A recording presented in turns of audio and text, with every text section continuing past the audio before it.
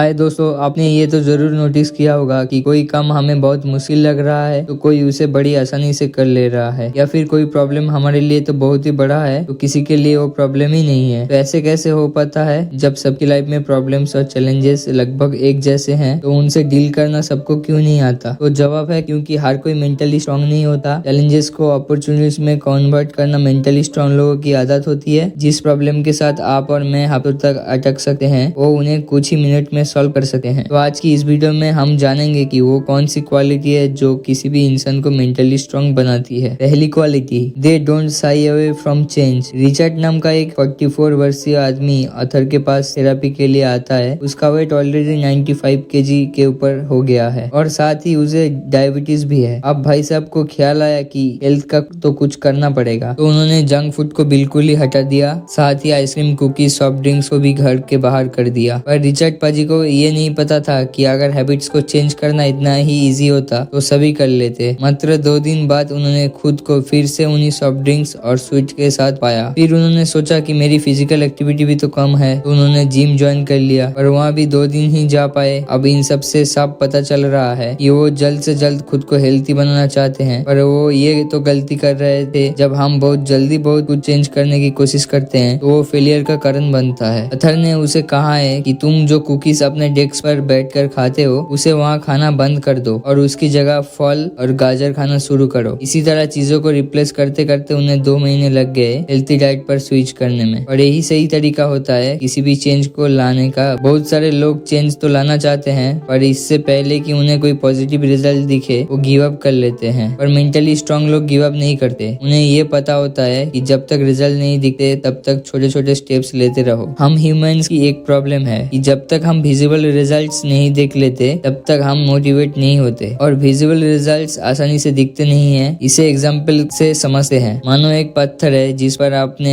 50 हथौड़े मारे पर उसे कोई फर्क ही नहीं पड़ा, पर जैसे ही आपने 51वां हथौड़ा मारा पत्थर 2 टुकड़ों में बट गए। तो अब क्या पत्थर आपके 51वें नंबर पर जो हथौड़ा मारा उसकी वजह से टूटा, या फिर 50 + 1 टोटल 51 हथौड़े मारने पर टूटा है? समझ गए? इसी तरह कुछ चीजें बारीकी से काम कर रही होती है, बस हमें पता नहीं चलता। और मेंटली स्ट्रांग लोग बस उसी समय गिव अप नहीं करते। सेकंड जो सबसे बड़ी क्वालिटी है इनमें होती है वो है they don't worry about pleasing everyone. Mrigan नाम की एक महिला अथर के पास आती है और कहती है कि पता नहीं क्यों पर मेरे पास टाइम बहुत कम होता है। मैं अपने हस्बैंड और बच्चों के साथ टाइम नहीं स्पेंड कर पाती और जब भी घर जाती हूँ तो एक इरिटेट स्टेट में रहती हूँ। पर मेरी लाइफ का एक रूल है कि मैं अपने फैमिली मेंबर्स और रिलेटिव्स को किसी भी काम के लिए मना नहीं करती। अब अथर को तो ये बात समझ में आ गई कि उसको दूसरों को ना बोलना नहीं आता। उससे कहा कि तुम ना बोलना सीखो। इसके जवाब में मेगन ने कहा कि मैं इतनी सेल्फिश नहीं हो सकती कि अपनी फैमिली मेंबर्स और रिलेटिव्स को ना बोलूं। तो अथर ने कहा कि तुम्हें नहीं लगता कि ना बोलने से भी ज्यादा सेल्फिश ये होगा कि हम हर किसी को हाँ करते रहे ताकि वो हमें पसंद करने लगे? अब मृगन को बात तो ये ठीक लगी और उसने कुछ लोगों को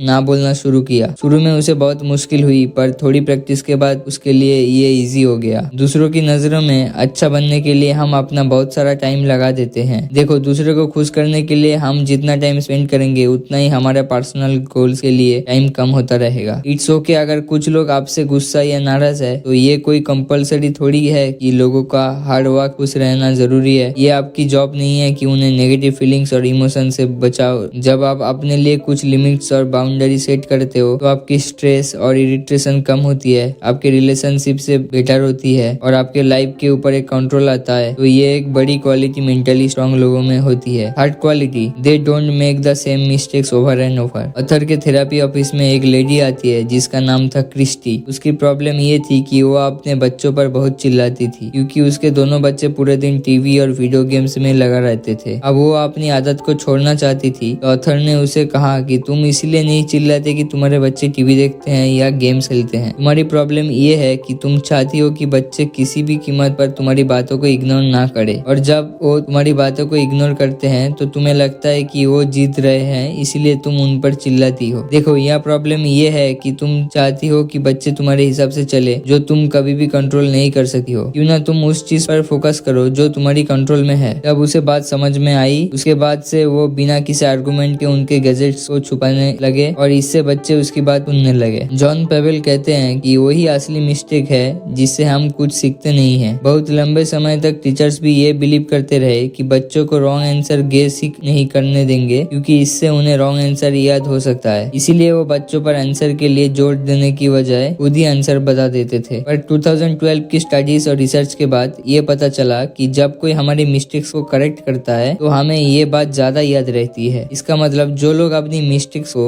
एक्सेप्ट करके इम्प्रूव करते हैं वो सेम मिस्टेक्स को रिपीट नहीं करते। वही जो लोग अपनी ईगो और प्राइड की वजह से मिस्टेक को डिने करते वो कभी मिस्टेक्स को एग्जामिन ही नहीं कर पाता। इम्प्रूव करना तो बहुत दूर, और यही वो कारण है कि सेम मिस्टेक्स को रिपीट करते रहते हैं। अब भी अगर एक ही गलती बार बार करते हो तो आई होप आपको आंसर मिल गया होगा। मानो एक कंपनी है जिसमें एक एम्प्लॉय बहुत परेशान होने के बाद भी जॉब नहीं छोड़ रहा है। उसका कहना है कि मैंने इस कंपनी को 10 साल दिया है और मैंने ये जॉब नहीं छोड़ सका। पता है 10 साल बिताने से भी बुरी क्या है, 10 साल प्लस एक दिन और बिताना उसी कंपनी में। हमें मिस्टेक्स को रिपीट नहीं करना है, उन्हें एग्जामिन करना है। आपके केस में हो सकता है आप बजट से ज्यादा स्पेंड कर देते हो क्योंकि आप शॉपिंग से खुद को रोक नहीं पाते हो सकता है आप सेम आर्गुमेंट में फिर से घुस गए क्योंकि आपने अपने थॉट्स और बिहेवियर को एग्जामिन ही नहीं किया। तो इस पॉइंट का सार यही है कि मेंटली स्ट्रांग लोग अपनी मिस्टेक को एक्सेप्ट करके इम्प्रूव करते हैं। तो लास्ट में एक बार सभी पॉइंट्स को सम अप कर लेते हैं। फर्स्ट पॉइंट था मेंटली स्ट्रांग लोग चेंज से डरते नहीं है। सेकंड पॉइंट, वो किसी को खुश रखने की कोई कोशिश नहीं करते। Third point was same mistakes को रिपीट नहीं करते। तो दोस्तों ये थी कुछ बातें जो मैंने एमी मोडिन की book 13 things mentally strong people don't do से बताए। ये वीडियो आपको अच्छी लगी है तो वीडियो को लाइक एंड चैनल को सब्सक्राइब करना ना भूलिएगा। दोस्तों मिलते हैं एक दूसरी वीडियो के साथ। धन्यवाद।